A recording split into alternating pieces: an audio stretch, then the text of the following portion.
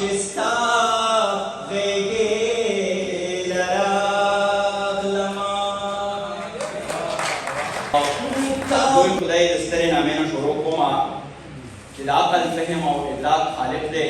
د سرسر نه یې سبا جوړه کړې ده او د ظلمت نه یې ضیا جوړه کړې ده. د هغه ذات ډېره زیاته مننه کومه چې په داسې چاپېرچل کې چې کله معاش ښه نه وي، کله روزګار نه وي، کله د ژوند نورې ډېرې لویې ستونزې، او موږ ته بیا هم دا موقع میلاو شوه چې نن موږ دلته بلها ځوانان، مشران، د منځني عمر ملګري، پیغلې، خویندې، تر دې چې ماشومان راوړل شوي وو او د ژوند ښکلا مانځو. د هر یو راغلي وګړي د زړه د تله مننه کومه. تاسو د خیر په تله کې خپله ګېډه اچوئ. تاسو د ژوند د ښکلا په لور باندې په سفر کې موږ سره ملګرتیا کوئ. ستاسو د ټولو د راتګ ډېره زیاته مننه کومه. د رحمان کلام په دا سبب شیرین دی چې هر کلام کلام دی د اخلاص. نن به دلته موږ د اخلاص، د مینې، د محبت، د پښتونولۍ او د ورورولۍ جذبې مخ په وړاندې بوځو. مخکې له دې نه چې زه دا انعام کوم چې دا غونډه په څه اړه موږ را جوړه کړې ده، موږ څه کوو، غواړم چې زه په دریځ باندې خپل مشران راوغواړم، بیا به د الله لوی نامې ته ځو او دغسې به دغه نننۍ غونډه په ښه ډول باندې پای ته رسوو. زموږ د نننۍ غونډې صدارت به د پښتون وطن یو ډېر ستر نوم چې که موږ د هغو د نوم ذکر کوو، بیا د پښتو د ادب ذکر کوو، نو یقینا چې دا نوم که وګورئ دی زموږ په دې سټیج دا ودرېده د دغه ټولو ځوانانو چې دلته دي او دلته نشته، د هغو علمي، فرهنګي، ذهني تربیت دا د دغه شخصیت سره نیغ په نیغه یا انډایرکټ تړلی دی. ډېر محترم ډاکټر عباسي یوسفزۍ صاحب به صدارت کوي. ستاسو په ډېر احترام کې هغو ته بلنه ورکوم چې راشي د صدارت څوکۍ سمبالوي. زمونږ چونکې زه فکر کوم مشر مېلمه لا نه دی راغلی، هغو به څو شېبو کې راشي. ډاکټر یار محمد مغموم خټک صاحب یو ډېر پېژندلی لیکونکی دی، یو ډېر ښه نقاد دی، یو ډېر ښه فکر لرونکی چې هغو راغلو، هغو به موږ سره کښېني.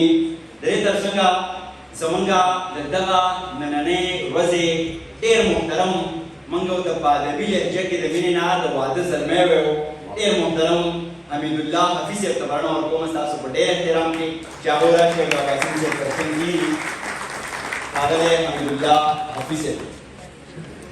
د دې تر څنګه زمونږ د یو داسې لښکر سرخیله چې زه چې دا نوم کله واورم لکه سړی چې د درنه نړۍ واخلي تسلي پرې وشي، خویندې ادبي لښکر، د هغې بنسټګره، د هغې سرخیله، د هغې پاینیر، د هغې شروع کوونکې ډېره محترمه کلثوم زیب ته بلنه ورکوم ستاسو په ډېر احترام کې چې هغه هم راشي او موږ سره په دریځ باندې خپله څوکۍ سمبال کړي.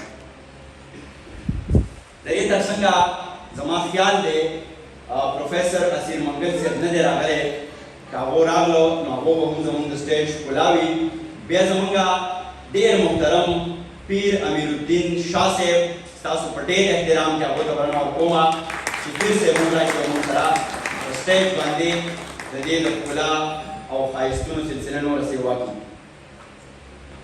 او که زموږ د حال حمزه ادبي لښکر په نمایندګۍ باندې ډېر محترم خیالمند افریدی صاحب راغلی وي، نو هغو ته په ډېر احترام باندې بلنه ده چې خیالمند افریدی صاحب دې هم راشي او د مشرانو تر څنګ دې کښېني. ستاسو د لاسونو په ډېره برکت.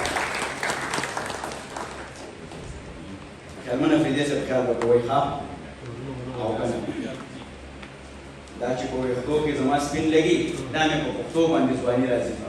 چونکې نن زمونږ دغه غونډه د پاړه چینار د سیمې د زیږېدلي یو داسې فکر چې د هغو تربیت د سردار حبیب الله خان منګل په غېږه کې شوی دی. دغه شخصیت زه خبره کوم د حمیدالله حفیظ صاحب چې هغه د پښتون وطن د لوړو جوړو، د دې د کرسټ اینډ ټرف، د دې د نشیب و فراز، د دې د غم خادۍ، د دې د سیلۍ ګلۍ باران، د دې هر څه نیغ په نیغه شاهد دی. دا که د روس یلغرو په افغانستان باندې او که بیا تر امریکې دا سلسله را رسېدلې ده د پښتون وطن هر پر هر ګوټپیر زمونږه د تیرا ښایستونه زمونږه د پاړه چنار دنګ چنارونه او بیا د پښتون وطن دغه ټول ښایستونه دیو په خپل قلم کې راغونډ کړي دي او نن د هغو د دوو کتابونو مخکتنه ده. اشنا ما هم در سره بوزه اباسین په وینو سور دی د هغې د لانچنګ سرمني په دغه دستوره کې مونږه راغونډ شوي وو. د دې نه پس به وړه غوندې مشاعره کوو. مشاعره باز شاعران دي را سره. تاسو ټولو ته په خیر راغلی او هرکلی وایم.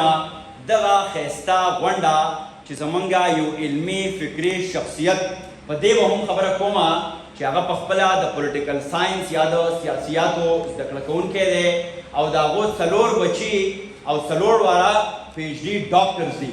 دا یوه ډېره لویه خبره ده. په دغه به هم خبره کوو چې د لاسونو ډېره پکا ورته پکار ده. د پاړه چنار نه راغلی دا مشر چې دی د دې جنګونو نه د تېر عمر حساب اخلمه. ما سره کور کې یو ټوپک دی پرې رباب اخلمه. د پاړه چنار د جنګ د بارود د سوراړه نه راغلی په پېښور کې د هغې ښکلی بدل هغه 4 پی ایچ ډي سکالران دي. نو نور څه دی د دې وطن سره کولی شي. زه یو ځل بیا د حمیدالله حفیظ صاحب د دغه سترې مبارزې چې یو طرف ته د قلم مبارزه کوي بل طرف ته هغو په دغه ځپلې مات چاپېرچل کې معاش کې هغو خپل د بچو تعلیم هم کړی دی او بیا یو بچی په خپله باندې د هغه نه ډېر لوی خیر خپرېږي. نو ستاینه یې هم کومه او مننه یې هم کومه. په دغه نننۍ غونډه کې چې د کوربنو په حیث باندې زموږ مرسته چا کړې ده مبین حساس زموږ ډېر خوږ ورور ده هغو مننه کومه. اختر ننګیال صاحب مننه کومه او 4 هغه تنظیمونه چې د هغې په بنیاد باندې دا غونډه را جوړه شوې ده. اباسین یوسفزی فاونډیشن کوم چې لګیا دی زمونږ د ادب دپاره زمونږ د کلچر دپاره کار کوي. بیا زمونږ اکادمي ادبیات پېښور څانګه د هغو ډېرې زیاته مننه کومه. دا چې ولاړو دا ځای د هغو دی. خال خویندې ادبي لښکر د هغو ډېرې زیاته مننه کومه او حمزه ادبي لښکر. دا 4 هغه تنظیمونه دي چې په دغه غونډه کې زمونږ مرسته کړې ده. خوشحاله او بریالي دې راته اوسي. سر شروع کېږي نو زه هم داسې وتې غوره شاعر یم. بس خو ورو ورو د شاعرۍ نه ماهرۍ ته ځم. حفیظ صاحب شعر دی چې ستا غېږې لراغلمه آباد شومه ساقي د واړه ګناهونو نه آزاد شومه ساقي چې ستا غېږې لراغلمه کابلا د انګور اوبو کې خوند د بارود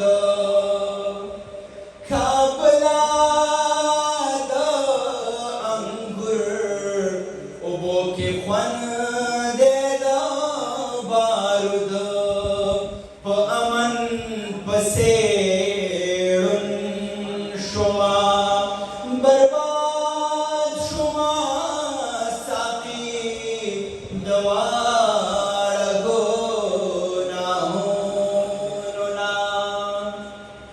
شعر دی جلبل صاحب چې ستا پکې غرضونو جهاد ما ساقي چې ستا پکې غرضونو جهاد ما ساقي چې ستا غرض پوره شو نو فساد شومه ساقي د واړه ګناهونو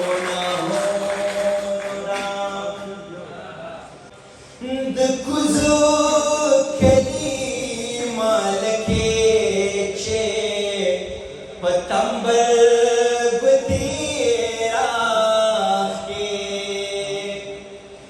د کوزو کلي مالکې چې پتنبر بتیرا کے جوڑ زا ورتا پنی مشپا رایات شما ساقے دوار گنا